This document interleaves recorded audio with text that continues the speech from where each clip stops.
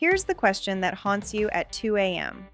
Am I the reason my child will end up in therapy one day? You see them packing their little suitcase, again, moving between your home and your ex's.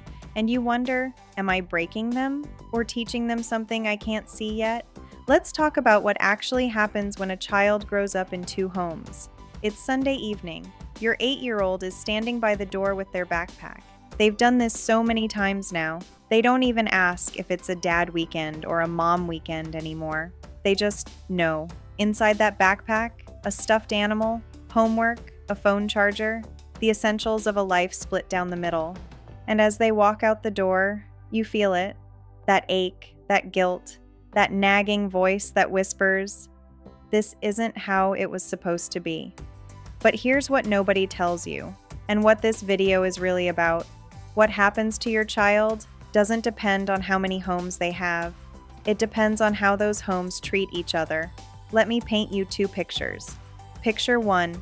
A 10-year-old named Maya finishes dinner at her mom's house. Her mom casually says, "Did Dad remember to send your soccer cleats back this time? Or did he forget again?" There's a smile, but Maya hears the edge. She doesn't say anything. She just nods. Later, at her dad's place, he asks how school's going. She says, "Good." He asks if she's excited about the class trip. She says, "Yeah."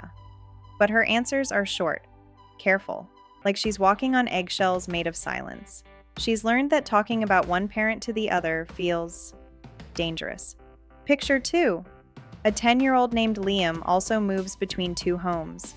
His parents don't live together anymore, but when he forgets his math binder at his dad's, his mom texts, "Hey, can you drop it off tomorrow?" No drama, no sarcasm, just logistics. At dinner, his dad asks, "Did you have fun at Mom's this weekend?" Liam talks about the movie they watched, the pancakes they made. His dad listens, laughs, doesn't flinch. Liam doesn't feel like a messenger. He feels like a kid, same situation, two homes, completely different childhoods. So let's address the fear head on. Does divorce damage children? The research says, it depends. And I know that's not the clear answer you wanted. But here's what makes all the difference. It's not the divorce itself, it's the conflict. Children are emotional sponges. They don't just hear what you say about your ex.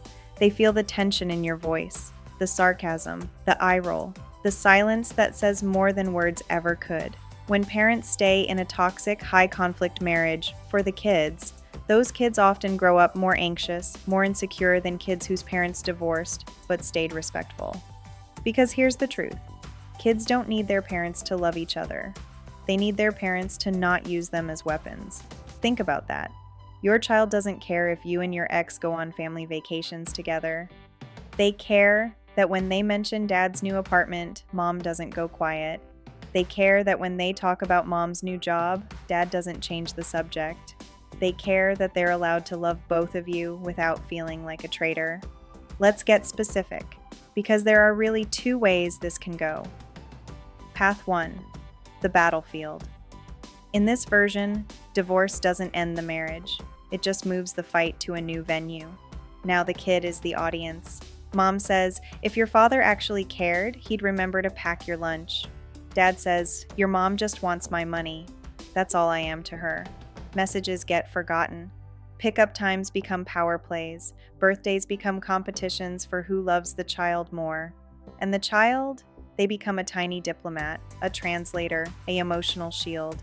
They learn to hide their feelings, read the room before speaking, minimize their needs so they don't cause problems.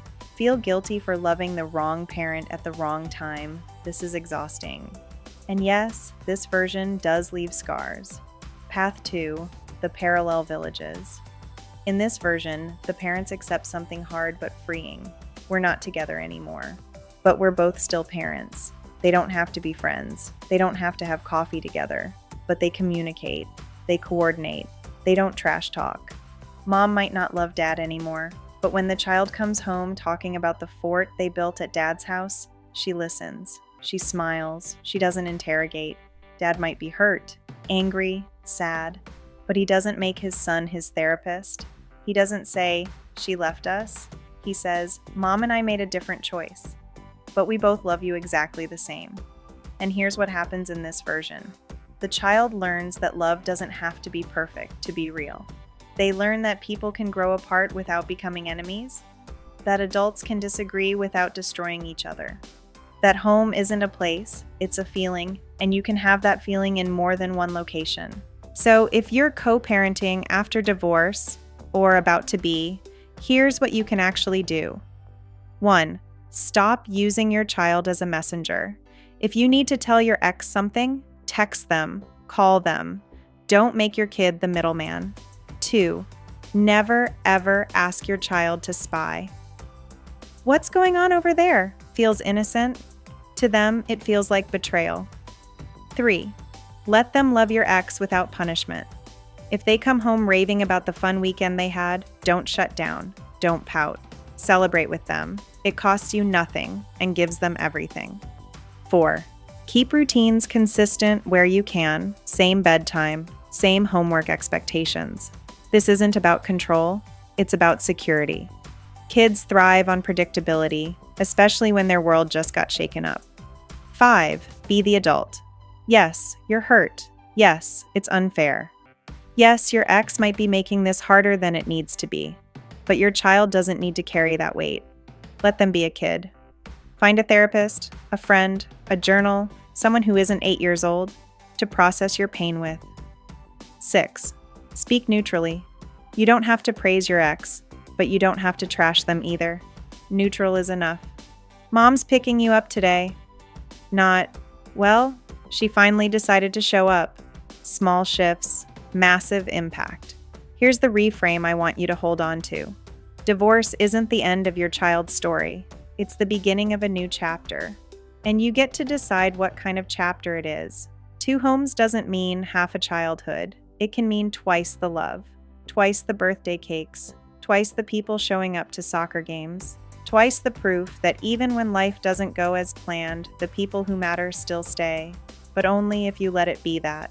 Your child isn't broken because you're divorced. They're watching you, learning how adults handle hard things, how they treat people they once loved, how they rebuild after everything falls apart, and one day, when they face something hard, a breakup, a failure, a loss, they'll remember what you showed them. Not that life is perfect, but that people can be kind even when it's hard, that you can hurt and still choose respect, that love doesn't disappear, it just changes shape. So no, you didn't ruin your child's life, but you do have a choice to make every single day. The suitcase will still get packed, the transitions will still happen, but the way your child feels about those transitions, that's up to you. 2 homes can be a tragedy, or 2 homes can be a gift. The difference is you. What's one thing you'll do differently this week? Drop it in the comments. And if this helped you, share it with another parent who needs to hear it. Your child doesn't need a perfect family. They just need to know that no matter where they sleep tonight, they're still home.